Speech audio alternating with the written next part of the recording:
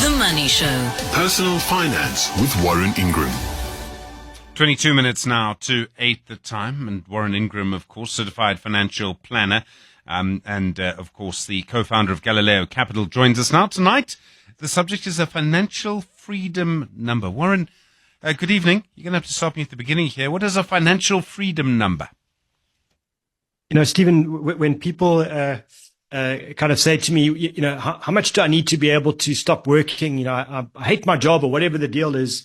You know, so it's either your financial freedom number or your lotto number. So how much do you have to have invested so that you can sit back and live off the money that you've got and the income that generates? So it's the goal, I guess, we're all working towards. It's not that we all hate our jobs or that we all want to stop working, but it's the number we need to know so that the day after we've achieved that number, we're working because we want to, we're working because it's fun, not because we have to keep building money to work for the man. All right, so I see what you mean. How do you work it out then? I mean, obviously, everyone is different. Everyone has different expenses. There are also different phases of life. If you have children, your expenses are much higher. If your children are grown, working for themselves, your expenses go down quite dramatically. Absolutely. And I think it is a tricky number. And always with these kinds of numbers, it's a nice approximation. You know, it can't be your exact number. For that, you'll have to run a very big, very long spreadsheet. But it will be amazing how often this kind of a number will correlate with that very long spreadsheet. So I think if you're a younger person, you know, a lot of the time people in their, you know, early 20s or late 30s will say, I want to be retired by the time I'm 50. I want to hit financial freedom by the time I'm 50, which is a wonderful goal that almost nobody achieves unless you're incredibly lucky. But if that is your goal, then your number, the way to work it out is to take your expenses in a year. So let's just say, you know, for all of your expenses, you're a 25-year-old and you're spending 250,000 Rand a year. And if that's your number, if that's what you spend in a typical year, then take that number and multiply it by 25.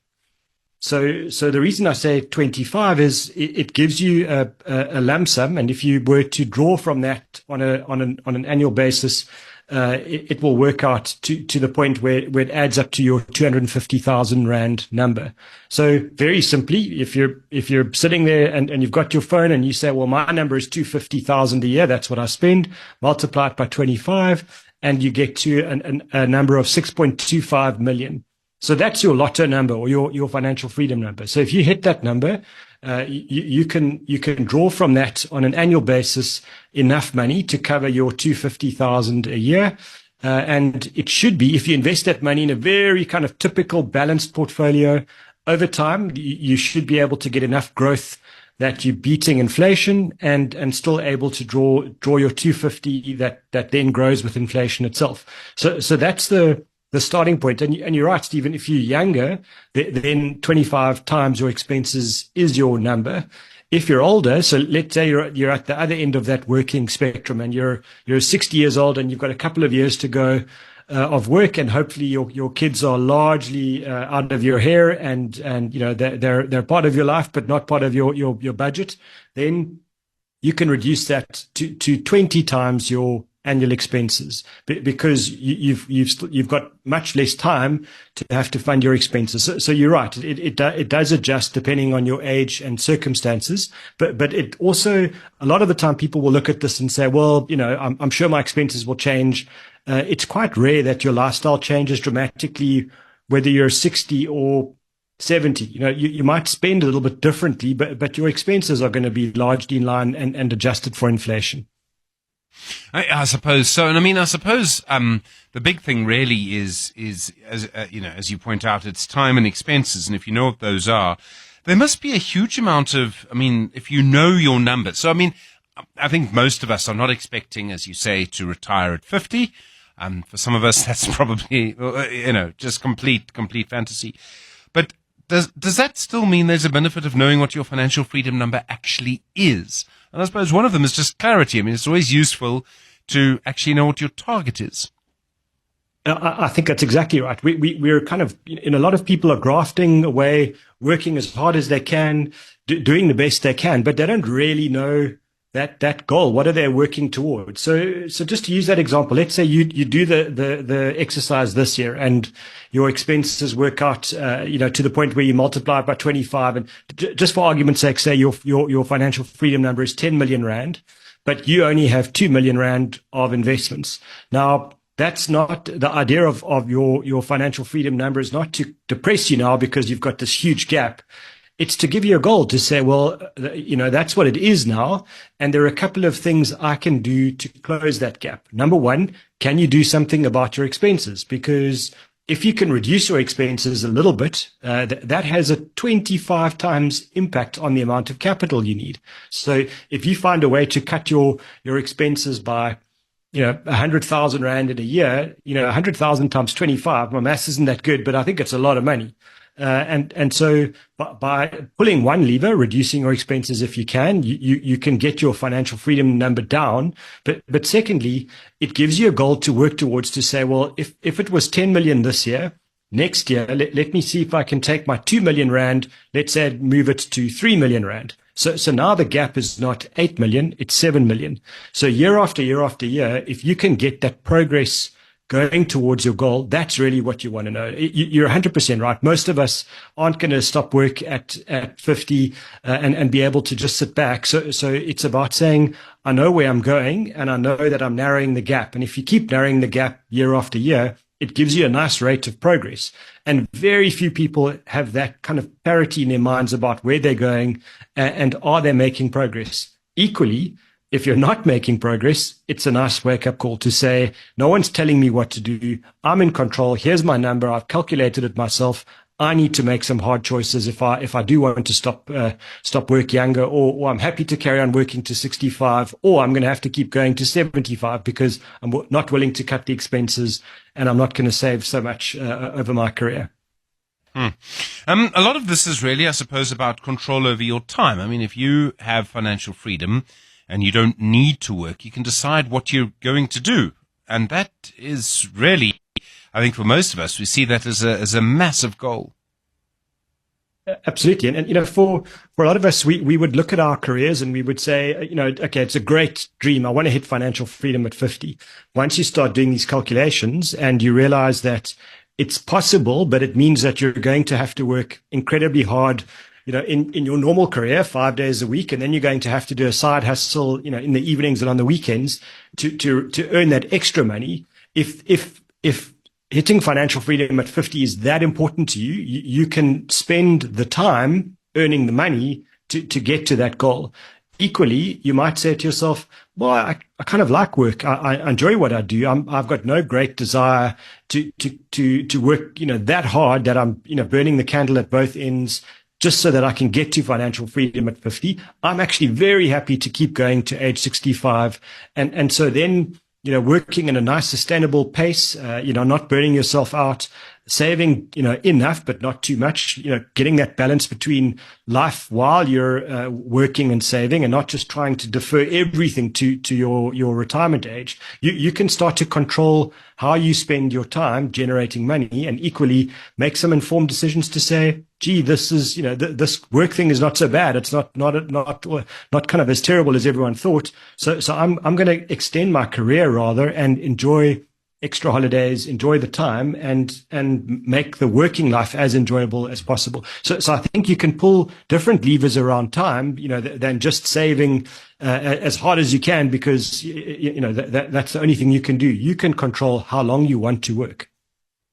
I suppose the other thing is that you can also try and turn another interest into work, into a business. And I mean, if you have a financial freedom number, if you know exactly where you are, you can actually start to do all sorts of things that you couldn't do before. And part of that could be starting a new business just because you want to. It's such a freeing thing. If let's say you hit your financial freedom number at age 55 and let's not choose a career because then we'll upset the people who work in that career. But let's just say you do a job you really don't like, but you've now achieved your number and you've always wanted to do something else. You wanted to write a book, whatever it is. Achieving financial freedom means that you can either take your foot off the pedal altogether in your current career, the one you really don't like, if it's consuming all of your time, and say, I'm going to take that time and I'm going to dedicate it to doing something I really enjoy, and then see how that unfolds and whether it becomes a new career. And it's amazing how people without financial pressure who find their real passion, how they turn that into a phenomenally financially successful career as well. And so, giving yourself the freedom to get to a point where you're not just working just to make a living and consuming all of your energy to do that often allows people to form a new career. Equally, there are those people that really don't like working because they have to. And it's amazing watching those people, once they achieve their financial freedom number, the next day they still get up, they still go to work, because now they're doing it out of a positive choice. They're actually sitting there saying, you know what, I'm okay going to work. And if my boss really upsets me, I've hit my number, I can tell the boss where to go if they get on my bad side. And that extra bit of confidence often kickstarts the career, and you find those people becoming the boss they wanted to be themselves, and the kind of version of themselves, because they've got that freedom. So I think there is a huge amount to this that we wouldn't necessarily foresee when we just talk about winning your number, getting to your goal. I suppose also, it's interesting when you talk about risk tolerance, because one of the reasons that we often don't do things we think need to be done in a place that we work at is because we're too scared. If you've got sort of, there's another phrase, set yourself up for life money, well then it doesn't matter. And that might actually mean you become a very useful employee because you're not scared of saying what you think. I think it's a extremely powerful point.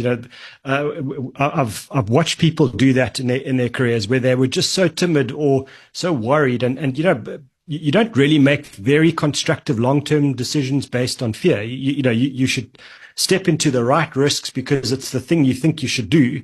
And the moment people eliminate fear from their thinking, because they've got, that extra layer of confidence now, they make very constructive choices. Equally, the way they project those choices, the way they communicate those to everyone else changes because they're doing it from a confident place. And when you ask those people, what was the difference? Why are you able to communicate that now? It's the same message. You just said it differently 2 years ago. And it's that element of confidence. So I think you're right, Stephen. It does make a big impact. Equally, once you've achieved your financial freedom number, the next amount of money that you save, you don't need to invest that very conservatively and very cautiously because you've got your banker money, you've got the nest egg money set aside. So that extra bit of money that you now start to save, that could be the money that you take a bit of extra risk where you buy the world index that's far, far removed from whatever it is that you do, or I hope you don't do it, but you take a view on a few tech businesses or whatever the thing is. And that could be the money that really doubles or trebles. And if it goes incredibly well for you, that's amazing. Equally, if it goes to zero, it doesn't affect your financial position because you've already got your nest egg money set aside.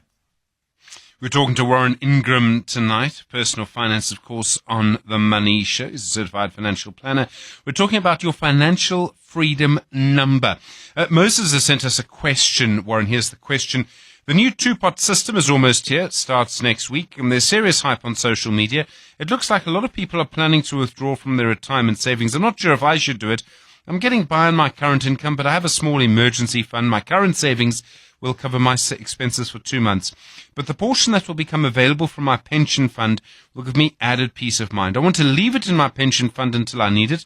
Is this a good way of doing it, or should I withdraw it to add to my savings? We'll hear Warren's answer to your question, Moses, in a moment. 9 minutes now to 8. The Money Show. Personal Finance with Warren Ingram.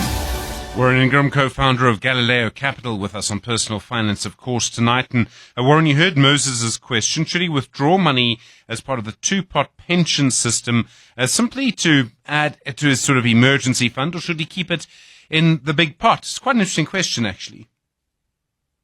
I'm busy climbing onto my soapbox, Stephen. I can't say this more emphatically without using rude language.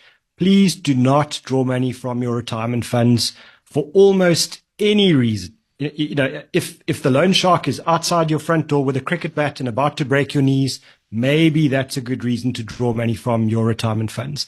But other than that, please leave every cent you possibly can in your retirement funds until you retire and you need the money. I think that this two-part system is incredible. I'm thrilled that it's arrived, and I feel it's probably a decade or two late. But that, having said that, it's here, and it is the right structure for our country. It's the right structure for all of our workers. But we need to understand that portion, that one portion which they're going to call the savings pot, it's not really there for your holiday fund or your extra fancy outfit fund. It's there because COVID happens and you've lost your job and you need some money somewhere. That's a good reason to access your savings pot. But if you want to have a bit of extra money in your emergency fund, then in a way you could view that savings pot as money already in a emergency fund. So please don't draw it out. I think just to understand, the tax consequences are hectic. You take that money out of your savings pot, it gets added to your taxable income for the year. So if you're paying tax at a rate of 30%, you're just giving SARS 30% of that savings pot. It disappears. You don't get it back, and then you get the balance. And if you'd left it in your retirement fund, it would have been growing without paying any tax, and would have set you up for a good retirement later in life. So I think, understanding this two-part, I know there's an incredible amount of noise around this everywhere, and lots of people saying that they're going to draw in their money. And I think people are saying there's going to be a huge amount of money added to the fiscus and, through extra tax. I hope we see no withdrawals, because that tells me that people are taking their retirement savings seriously. But if they are, please just do it for real emergencies, not for a potential emergency into the future. That's what it's there for. You will be able to access it if there is a real emergency. Don't do it in advance. It's just the worst idea possible, Moses. I mean, this is the thing. I mean, I have a horrible feeling that most people are going to take out as much money as they can, partly because there's so many demands on it, and they may not be spending it on themselves. They'll be spending it on other members of their family. Warren, and are we going to find, and as far as I know, this hasn't been done in a comparable way in a comparable country. Are we about to jump into the unexplored here? I'm also not sure if they've done a conversion like this elsewhere in the world, but let's turn it on its head. Why is this such a good thing? It's because at the moment, we're in a situation where a lot of people work for a company that, offers them a provident fund, and they're looking at their provident fund statement every year, and they're saying, "Oh, I've got 100,000 or 200,000 in there, and I've got demands on my money. So what I'm going to do is I'm going to quit my job," and that's what a lot of people are doing. They decide to quit their job so that they can get that retirement fund money. They then pay a big tax on it, and then they use the money to settle the debts or help somebody. What's so catastrophic about that is, number one, they've cashed in their retirement fund savings, and people do this time and time again. They keep changing jobs and then losing out on their retirement savings. But secondly, they keep changing jobs. And in a country like ours, where a job is an incredibly rare thing to get nowadays, just quitting your job doesn't guarantee that you'll get another job. So then you could end up in a situation where you've cashed in your retirement money and you're unemployed. So why I like the two-part system is the one portion, the bigger portion, you will not be able to touch until you are retired, until at least your age 55.